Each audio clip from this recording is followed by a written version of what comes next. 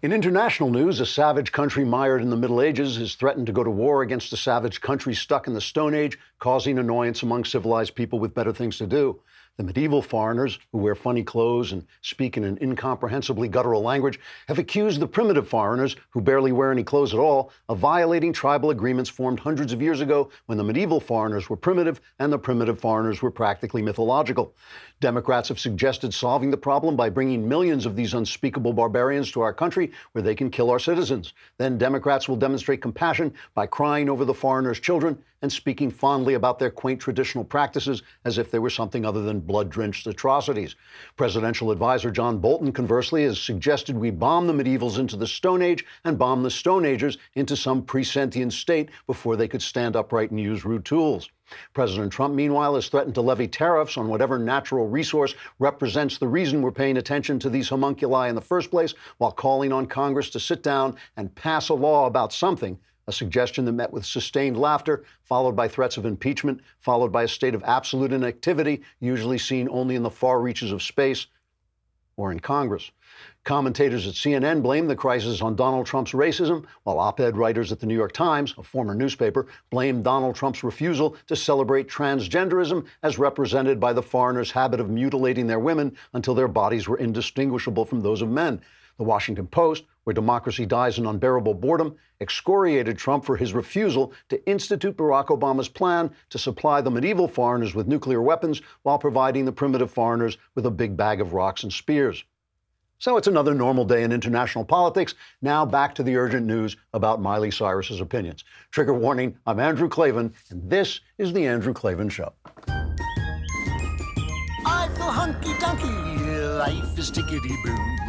Birds are winging, also singing hunky-dunky-doo. Ship-shaped, ipsy-topsy, the world is zippity-zing. It's a wonderful day, hurrah, hooray! It makes me want to sing. Oh, hurrah, hooray! Oh, hooray, hurrah! Absurdity always makes me laugh, which brings me to the subject of Democrats, which brings me to the subject of the American news and entertainment media, which is the same subject as Democrats, which is the same subject as absurdity. And by absurdity, what I mean is that Democrats have used their near monopolistic dominance of the news and entertainment media to create an elaborate fantasy about what is happening in America today. It's a provable fantasy, which they try to maintain with talking points from Capitol Hill, continually amplified on NBC and CNN and in the New York Times, then made into comedy routines on late-night television, and finally into movies supposedly based on a true story that was a fantasy in the first place. Trump is a Hitlerian tyrant. The destruction of the Russian collusion narrative actually proved the case for impeachment. Americans are systematically oppressed because of their skin color. American women are living in the Handmaid's Tale. Radicalism is justice. Freedom is radicalism. Speech is violence. I mean, really, what the hell?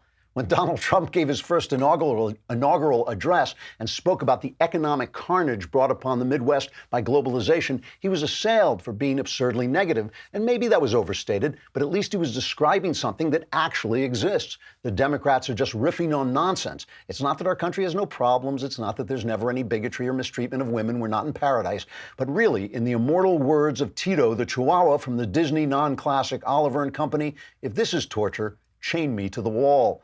The oppressive America the Democrats have made up is total fiction, a fiction that they have talked themselves and their followers into believing. But you know it's fiction because it can only be maintained by silencing the honest voices that oppose it, deplatforming us and blacklisting us and calling us hateful and shouting us down.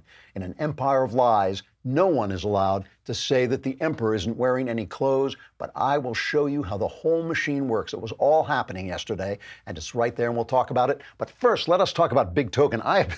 This thing is an addictive app. BIGtoken is this app that lets you share data about yourself, your interests, your habits, and then you get paid for it. I've been playing with it. It's kind of hard to stop. It's a lot of fun. Right now, you're already sharing enormous amounts of information with tech companies, and they make money off it. So should you. This is how BIGtoken works. First, you download the app, you sign up for a free BIGtoken account, and next you complete actions to earn points, like answering surveys or checking into locations, connecting your social accounts, and more. Then you can redeem your points for rewards such as cash and gift cards, or donate your earnings to charity. You choose what data you share with BIGtoken, and then you get paid for it, and you can also get more points by referring friends and family. Your data is always secure in BIGtoken, and based on the data you choose to share, you'll be placed into specific ad groups, and brands will buy access to those ad groups for use in personalized advertising. But at least this time, you get paid. It's different. So if you want to start earning money for your data, go to the App Store or Google Play, search for BIGtoken. That's BIGtoken. That's one word. Download the app and sign up. Make sure to use my referral code Klavan. Again, search BIGtoken in the App Store or Google Play. Download the app and use my referral code Klavan to sign up, claim your data, and get paid, and learn how to spell Klavan. It's Klavan. Mailbag tomorrow. Oh my God, please stop screaming at me. Well, go on to dailywire.com, subscribe, because you have to subscribe to be in the mailbag, where it's a little comfortable, but you get to ask questions. Here's what you do. Go to dailywire.com, hit the podcast button, hit the Andrew Klavan podcast. It's a little mailbag thing. Press that. You can ask me anything you want. Religion, your personal life, political questions. All my answers are guaranteed, certified, 100% correct, and will change your life, sometimes for the better. So, Tito the Chihuahua, my hero. Hey man, if this is torture, chain me to the wall. We're living in America, but I mean, it's just a nightmare in the imagination of the left. You know, yesterday I played this clip of an abortion radical saying that having a baby is doing violence to the mother's body. So we have to commit violence against it. We have to kill it. That's why abortion is justifiable. It's obviously kind of a kook, but kind of a kook. But it sums up the left's attitude, doesn't it? That this terrible stuff is happening. They're so oppressed, so they're justifying oppressing others. They're justified in shouting you down on campus because your speech is violence. It's all in their imagination, but it justifies the terrible things they're doing. You know, we talked about that New York Times piece yesterday about silencing people on YouTube because they're radicalizing people. And they found a guy who was so radicalized, he actually dated a religious woman. That's how radicalized he was. I mean, that was really what it was. He never bought into the crazy theories about white supremacy, never went into any of that, but he dated an evangelical Christian. And that was what made them radical. And that's why we should knock all these people off YouTube and deplatform them. It's all about the fact that they own the media. They own the entertainment media and they own the news media, and then the Democrats send out their talking points, and those become the news and then history. You know, there's a show on Netflix right now called When They See Us, about something that I remember. I was in New York when this happened, the Wilding incident, where a woman was just a Central Park jogger, was beaten and raped almost to the point of death.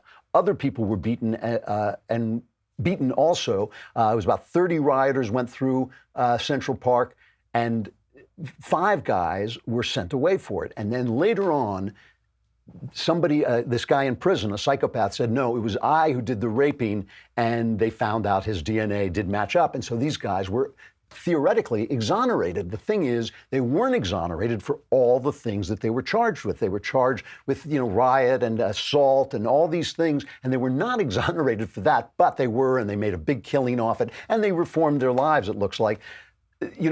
So they're doing this thing, When They See Us, in which Linda Fairstein, who writes a piece about it in the Wall Street Journal today, very well-respected prosecutor, also a fairly good mystery novelist, she wrote a piece saying, look, these guys confessed. They made a statement. They have parts in this Netflix show about Linda Fairstein as a bigot, which she never was, as kind of planning how to set these guys up, which she never did, leaving them in their cells, not allowing them to go to the bathroom, which, as she says, if that had really happened in any good pretrial hearing, they would have brought that up in order to get their statements thrown out of court. But in fact, they said there were confessions, there were blood stains, there was corroborating testimony, there was dirt on their clothes. One of them testified, made the statement that he had simulated sex on this poor woman's body, and in fact, they found semen in his underwear, which would corroborate that. But they have this powerful fantasy-making machine, so that now, as as someone once said, that this is all people will remember. People will watch this and they will think this is reality, especially the left that just eats this stuff. They read the New York Times every day and they think that's the news instead of hate speech about Donald Trump. So it's all theater with these guys. Yesterday in the House Judiciary Committee, which is the one run by Jerry Nadler, right? And they had this hearing with a title. It even has a title, so it makes it easier to turn it into a Netflix movie, Lessons from the Mueller Report. But they don't have any lessons from the Mueller report. Mueller exonerated Trump on charges of Russian collusion, after which anything he may have screamed, fire that man who will rid me of this turbulent priest, whatever he said, doesn't mean anything, right? Because he never did anything to stop the investigation. He cooperated with the investigation. They gave him millions of documents. Everybody, Don McGahn, went and testified. So they got nothing, but they're trying to keep this narrative alive rather than say, oops, never mind, which is what they should say. So who do they bring to testify? John Dean. Now, for those of you who don't remember John Dean, all right, John Dean was the architect of the cover-up in Watergate, right? Not a hero. He's not a hero. He was the architect. He was the mastermind. The FBI called him the master manipulator of the cover-up. To save his keister, he testified, and it was a big deal that Nixon's attorney went and testified, right? And because of that, he was convicted of only one felony. He dealt down to one felony. He was given a sentence of 1 to 4 years in prison, but in the end, he served that time by hanging out in the with the Democrats, basically, and testifying, and then that was his time served. So he was like 4 months time served, and he was let go. So he made a deal. Since then, he has been making a career out of accusing Republicans of being worse than Nixon. He wrote a whole book about George W. Bush, Worse Than Nixon. I don't remember the title, but it was something like that, right? So they bring him on to testify about this case, about which he knows nothing, right? A complete dog and pony show. Matt Gaetz just took him apart. Let's play that clip. Here we sit today in this hearing with the ghost of Christmas past because the chairman of the committee has gone to the Speaker of the House and sought permission to open an impeachment inquiry. But she has said no. And so instead of opening the impeachment inquiry into Donald Trump, which is what the chairman wants to do and what I presume a majority of Democrats want to do, we're here reopening the impeachment inquiry potentially into Richard Nixon, sort of playing out our own version of that 70s show. And what I really regret, it is striking, Mr. You're Gaetz, here as a prop. You are functionally here as a prop because they can't impeach President Trump because 70% of Democrats want something that 60% of Americans don't. So they're in this no-win situation, and you sit before us here with no knowledge of a single fact on the Mueller report, on a hearing entitled Lessons from the Mueller Report. Mr. Gaetz, can I answer your question, please? It's not your time, Mr. Dean. It's my time. So here's the deal, right? We have a false accusation against the President of the United States that he was an agent of Russia. My colleagues on the Democratic side made that accusation. And so where do we go from here? I mean, that is devastating stuff. And then Steve Cohen, the Democrat congressman, he says this is why it had to be done. Let's cut to. Well, it's not just a show, but for the part of it that it is a show, it's okay. The American public needs to be shown what was in the Mueller report. I think it's been said only 2% of the people read it, and I can understand that. It's not the most, it's not page-turner material. So the American public took what Barr gave them in his 3.5-page synopsis, claiming there was no collusion, and collusion's not even a legal term and was not in there. It's like, my dad owns a House committee, let's put on a show. You know, he's saying it's worth doing it because nobody read the Mueller report. If people had read the Mueller report, they would have said, wow, this president, boy, he really yells a lot and he says dopey things, but he doesn't do that much. They can see that. They can see that with their own eyes. They don't need to read the Mueller report. He was let off the hook for being a Russian spy, which is what they accused him of, treason. They said this on CNN again and again. They said it on NBC. You know, he committed treason. He was a Russian asset, as they like to put it. It didn't happen. And so they're just running this show with this, as Gaetz said, it's a prop. Ring. Ring's mission is to make neighborhoods safer. These are really cool. I mean, I use them, I have them, but I like to use them from the other side when I visit my pal Jonathan Hay, and I press the button and I say, hey, it's me, and he can see me on his phone and talk to me and say, oh my God, nobody's home. There's nobody in here. It really works well. You might know about their smart video doorbells and cameras that protect millions of people. They also have an excellent motion-sensitive floodlight that goes on. Ring helps you stay connected to your home anywhere in the world. So if there's a package delivery, a surprise visitor, you'll get an alert and be able to see, hear, and speak to the people there from wherever you are on your phone. That is thanks to the HD video and two-way audio features on Ring devices. As a listener, you have a special offer on a Ring starter kit that's available right now with a video doorbell and the motion-activated floodlight cam. The starter kit has everything you need to start building a ring of security around your home. Just go to ring.com/Klavan. That's ring.com/Klavan. Anyone comes to your home, you just press the button, look at them and say, how do you spell Klavan? And if they know, do not let them in, because they've been listening to the show and you never know what that is going to do to the human mind. So why is all this allowed? Why is all this even covered? Why is all this not just laughed off of television? It's because Donald Trump is such a threat, a Hitlerian threat to the nation. Here is Hillary Clinton giving the case. So when I read a book like Madeline's and you want to just jump up and yell at points like, why didn't more people speak out? You know, where were the leaders? Where were the business leaders and the academic leaders and the press leaders? And for a million different reasons, in a lot of these settings, people were either not paying attention or they had the unfortunately foolish idea that a Mussolini or a Hitler could be controlled. And so the demagoguery, the appeal to the crowd, the very clever use of symbols, the intimidation, verbal and physical intimidation, was overlooked. And this is a classic pattern. There is nothing new about it. It's just different means of messages being delivered. And I think given the rapidity with which information can be conveyed today because of the internet, it is an even more dangerous set of circumstances. Now, the absurdity is strong in this one. She's comparing Trump to Hitler and Mussolini. She's comparing him to Hitler and saying, well, the appeal to the crowds, the clever use of symbols, the intimidation. Adolf Hitler came to power, I think it was 1933. He manipulated the parliamentary system in Germany, got himself in power legally, but with a lot of shenanigans, but legally.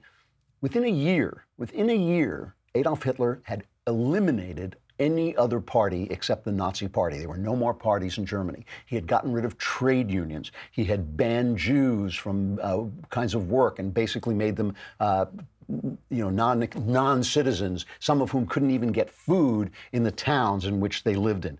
Where is any of that happening, right? He had the Night of the Long Knives. Within at least maybe a little over a year, the Night of the Long Knives, where 1,000 people were arrested and slaughtered because they were not what exactly the guys who brought Hitler to power, the SA, were not the guys who wanted to consolidate his power, the SS. So he just wiped them out and wiped out anybody who had opposed him. Where the hell is that happening?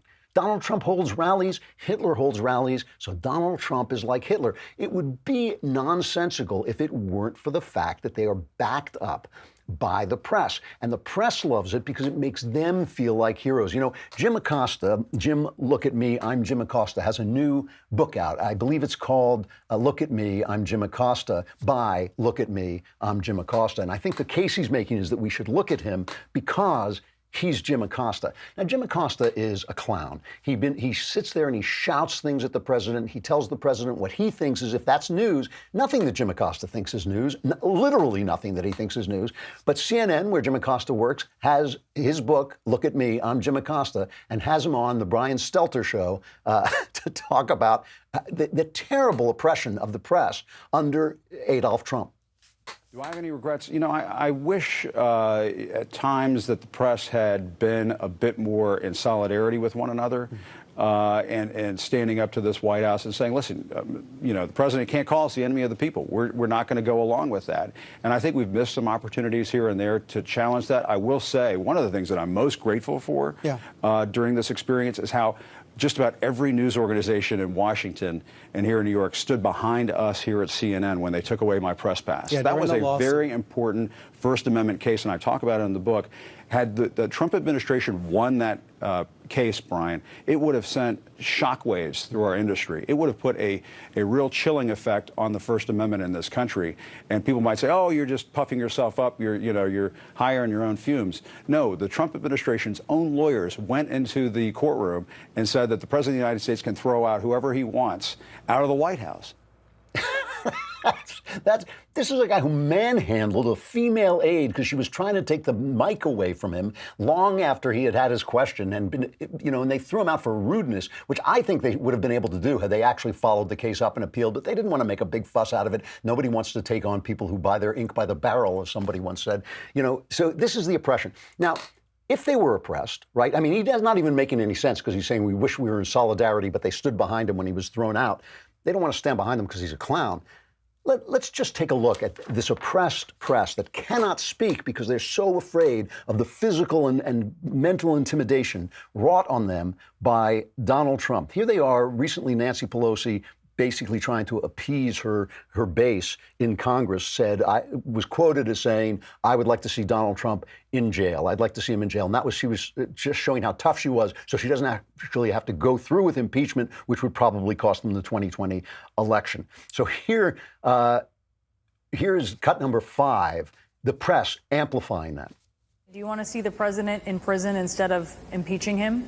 So what was your reaction when you heard Speaker Pelosi reportedly saying that she wants to see President Trump in prison? But here's the question. Would you like to see President Trump in prison? Do you think President Trump committed crimes that could be prosecuted?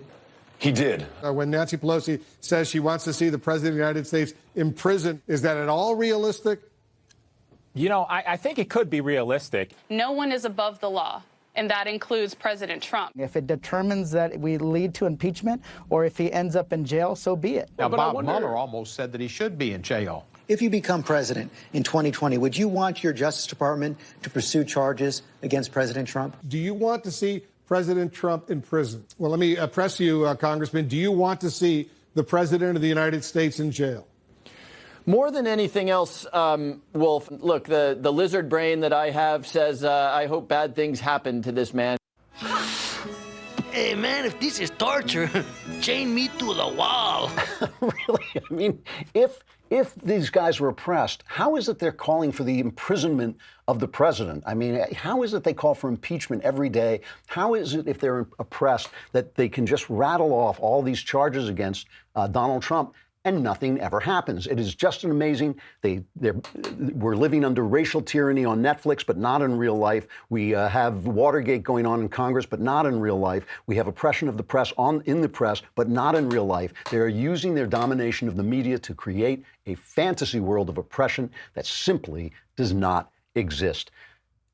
No one has time to go to the post office, especially if you live here in LA where no one has time to go anywhere because the traffic is just so bad.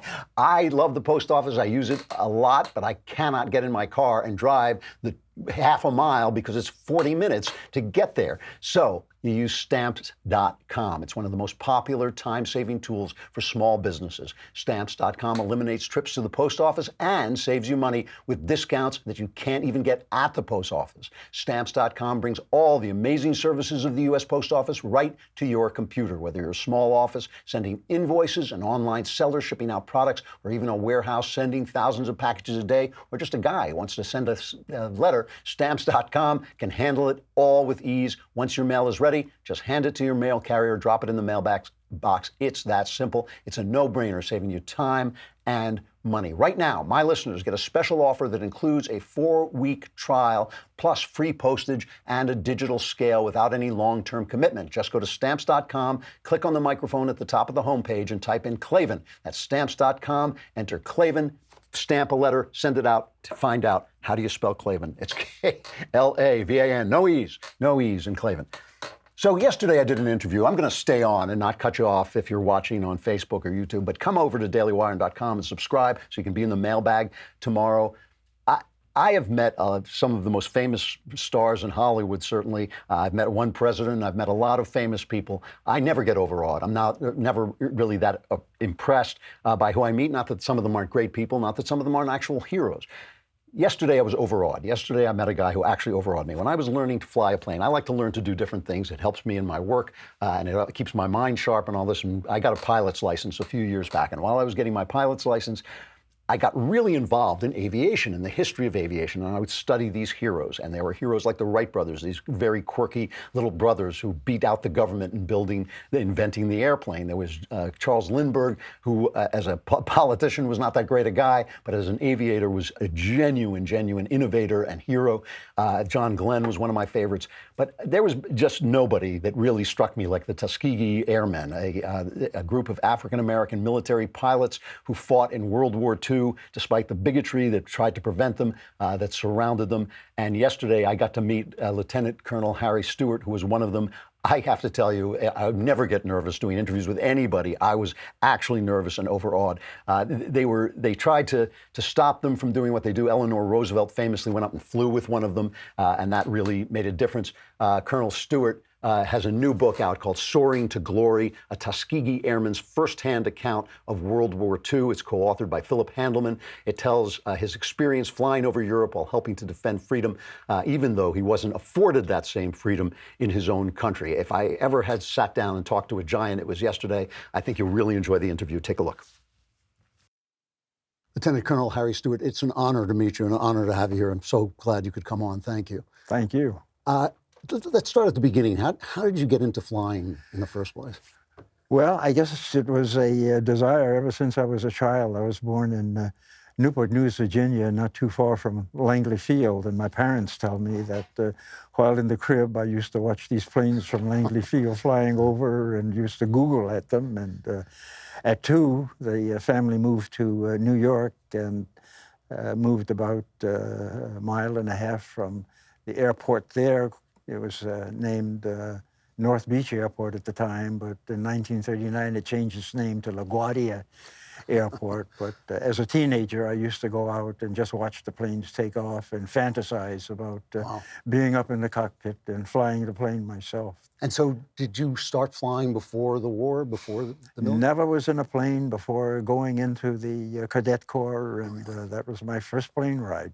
So now, how did you find out that did you find out first that there was going to be an Air Corps for black people, or did you just volunteer? Well, I always felt as though I wanted to be a pilot, and I didn't really know about the restrictions at that time, that the prejudice involved there, that no blacks were flying in the airlines, nor would they accept any at the time. I'm talking about before the war. But as the war cloud started gathering in 1938, 39, and 40, a draft took place. And any able-bodied citizen, anywhere from 18 to 38, had to register for the draft and were subject to a lottery of recall as far as the going into the service was concerned. I knew I would probably be going in at 18 because of the draft there. And one way to beat going into the service and just being assigned anywhere is to choose a branch of the service and volunteer. So that's what I did. I volunteered, and when I went to volunteer, I found out that they did not, at the time, accept African Americans for training as aircrew members or pilots there. It was a little while after that, in high school, that I happened to read someplace that the Air Corps relented and decided that, yes, we will go ahead and accept African Americans for training as pilots and aircrew members, but it must be on a segregated basis. Well, what I did, I forgot about the word segregated basis. I just saw the one that, yes, we will accept them. Yeah. I sped right down to the recruiting center and volunteered. I took the test that they had at the time. They gave you a mental and physical test, right. And I was accepted.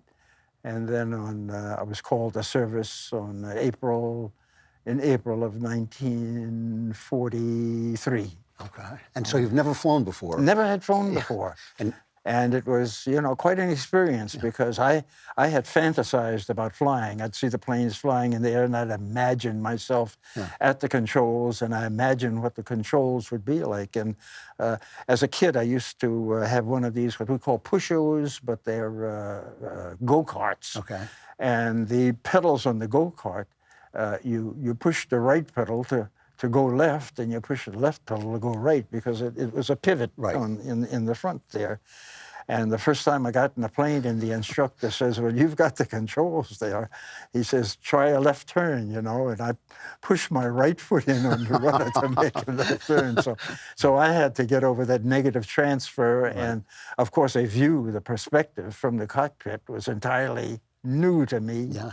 They had the section lines, as you're familiar with, and the different identification areas on the ground. So it was becoming used to that, but it came to it quite fast. Now, when you actually got into the service, did you encounter prejudice within the service? There are stories about white commanders who came to the Tuskegee Airmen who were not sympathetic.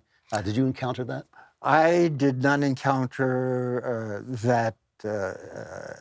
This is not to say it didn't occur, but when it occurred was prior to my going into the service there. Actually, the African Americans who were taking flight training, this occurred in early 1941, and I didn't go in until 1943. So a lot of that era of a transition and accommodation for the African Americans had already taken place to a certain extent. So your question, to answer it briefly, is that no, I did not run into a lot of the... in fact, I had a great deal of respect for the instructors that I had, who were all white at the time. I mean, they taught me to fly, and they taught me to fly well. Right. And except for maybe an incident or two or something like that, everything went quite smoothly. And you went into combat? You did go into combat? I did go into combat, and after the training, I went overseas to Italy, and I was assigned to the 332nd Fighter Group, and our job was to escort B-17s or B-24s, Liberators, to their targets in Central Europe there. And of course, the job being to protect those bombers from interception by foreign enemy aircraft. And it was our job to ward them off. And of course, we saw the responsibility there, because each one of those bombers, there were 10 crew members. There's the pilot, co-pilot, navigator, bombardier, and the gunners there.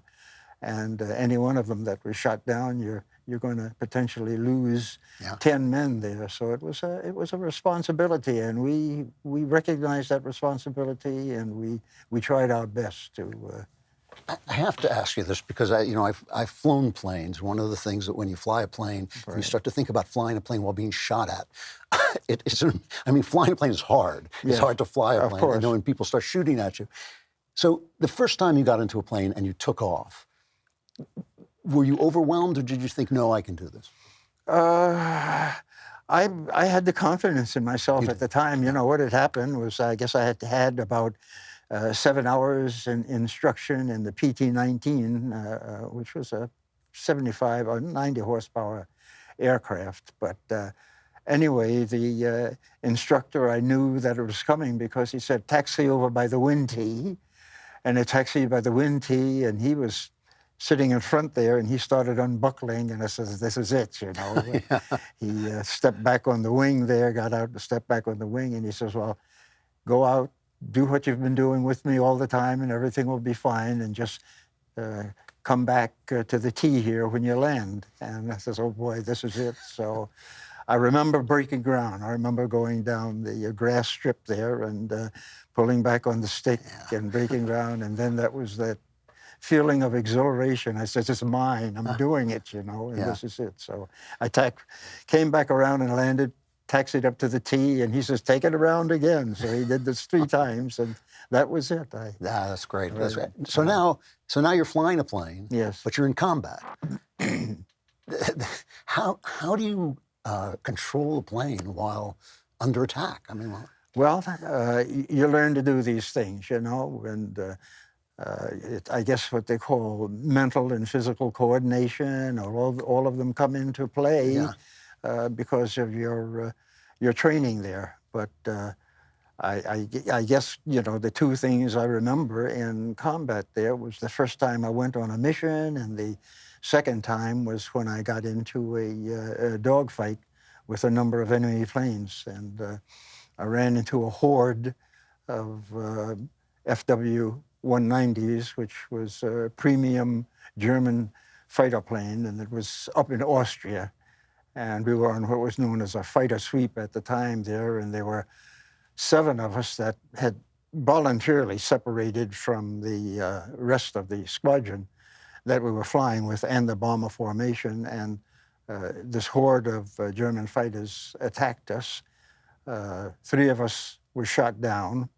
The first made it back to friendly territory, Yugoslavia, and landed there. The second pilot, he was shot down and killed instantly.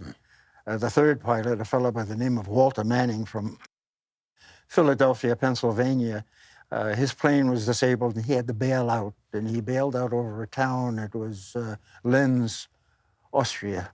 And when he landed, a mob of the local citizenry picked him up and took him to the local jailhouse and put him in jail. But 2 nights later, that same mob broke into the jail and took Walter out, beat him up pretty badly, and then lynched him from a lamppost. Oh, my God. So these things did happen during the war. Yeah. And it wasn't, you know, I mentioned it wasn't just unique as far as the African-American pilots were concerned. Right. This happened to a lot of the white pilots that went down, especially the bomber crews. Yes. And anyway, incidentally to that, just a little over a year ago in April 1st, the government of Austria invited me back over because they made a memorial to Walter, and they were having recanted about the populace murdering Walter at the time there, so they wanted to give a memorial to him and represent it as the Austrian government. So I was invited over to that memorial, which was very, very, very moving. On top of knowing the responsibility of guarding the bombers, you guys were pioneers, racial pioneers, in a country still in the throes of segregation, of all kinds of bigotry. Yes. Were you aware? Did that weigh on you? My eye was on the prize, and as I tried to mention before, the prize was my getting my wings, becoming a pilot. This is something before the war I wanted to do, and I wasn't going to let anything get in the way, and certainly not defeat myself and the objective that I had there by caving in to the discrimination that was at hand at the time. So in keeping my eye on the prize, I just steadily went after the wings there. I graduated in June of 1944. I got my second lieutenant's bars, and I got my wings here, and I didn't even know how to drive a car yet. You flew a plane before you drove a car. But in New York, I didn't need, you know, the family didn't need a car, you know, with the transportation system that they have there.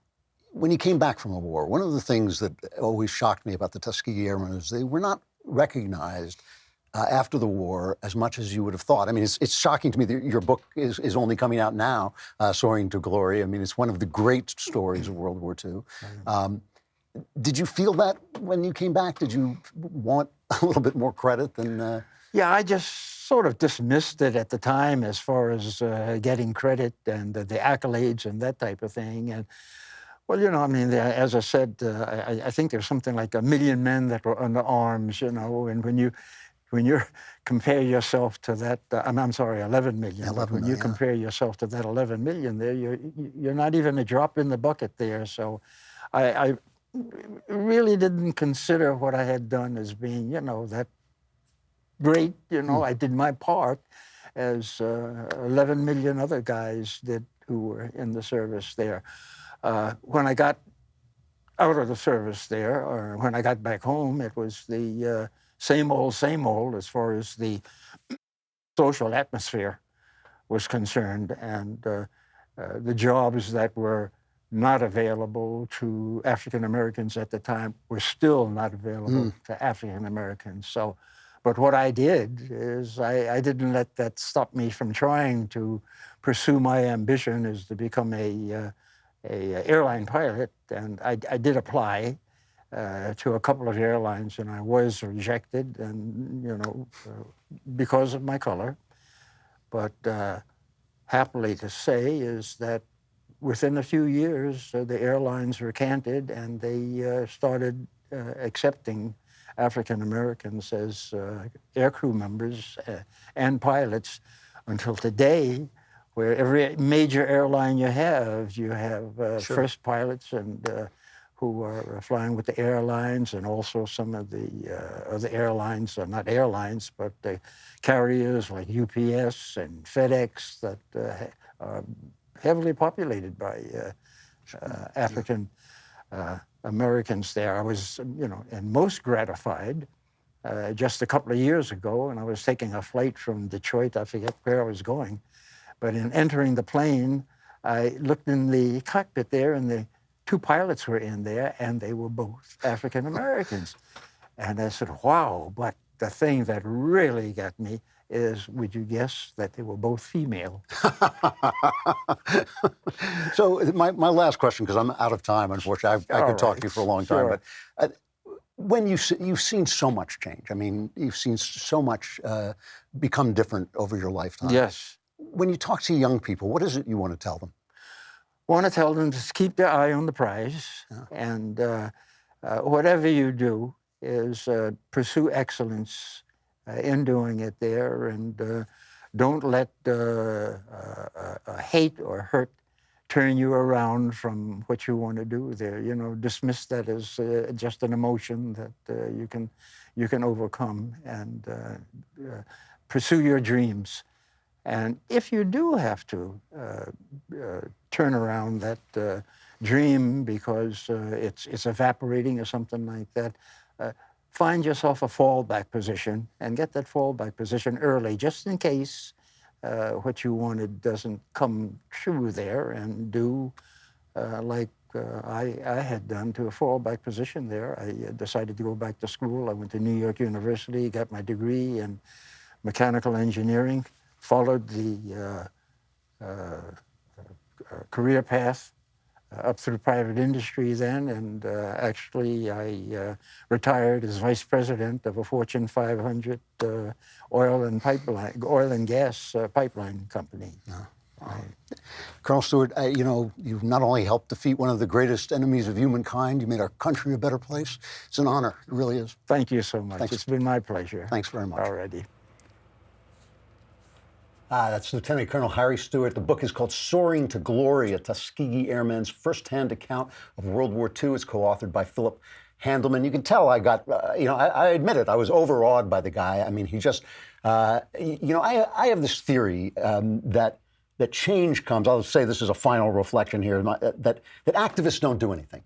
That activists ride the tide of change. Change is made by guys like that, okay? When I was studying all these different aviation heroes, I watched the HBO movie Tuskegee Airmen. There are two movies. One was made by the Lucas people. It's called something like Red Tails. Colonel Stewart himself said that one was it was too much Hollywood, but the HBO one was pretty good, I thought. And John Lithgow is in it as kind of an evil, or racist, I should say, senator trying to stop the airmen from being formed. And I was watching it with my daughter, who was still living at home at the time, and Lithgow makes this racist speech, and she turned to me and she said, is he insane? Is this senator, not Lithgow, obviously, is this senator insane? And I tried to explain to her that when insanity is the narrative, sane people do insane stuff. You know, I talk about this with George Washington holding slaves. I think it's true today of the left with abortion. You know, I think that good people are supporting horrific, abominable things because the narrative surrounds them and they can't think outside it. And once that narrative passed, it's easy for activists to get up and open their big mouths and shout and parade and pretend to be heroes. But meanwhile, a guy like this, he uses the word, I kept my eyes on the prize. What he means is he did what he wanted to do with this tidal wave of narrative, of racist narrative standing against him, you know. And these guys are giants. They're giants. And it's just to be in the guy's presence, you know, he's old enough, he's literally old enough to be my father. And to be in his presence, a guy who just, with his body, you know, not with his mouth, with his body, walked into that tide of prejudice. You know, what I was saying about my daughters, people today don't know. They don't understand what it was. Even I am too young to really understand the kind of racism that permeated the atmosphere, not just of this country, but really the world. But it was bad in this country and certainly in the South. And just to say that, like, a guy couldn't fly a plane because he was black, and he couldn't fight for his country because he was black, he couldn't then, even after the war, become a commercial pilot because he was black. And this guy just pushed that back with his body, not with his mouth. He just made it change by himself. God bless him for what he did for all of us. I'm sure he will. Tomorrow is the mailbag, so be here, ask your questions. Got to subscribe at dailywire.com. Hit the podcast button, hit the Andrew Klavan podcast, hit the mailbag. Ask anything you want. All my answers are guaranteed 100% correct. How much better than that can you get? And the subscription is only $100 for the entire year. Plus, you get the Leftist Tears tumbler, and I can't even list all the other things. I'm Andrew Klavan. This is The Andrew Klavan Show.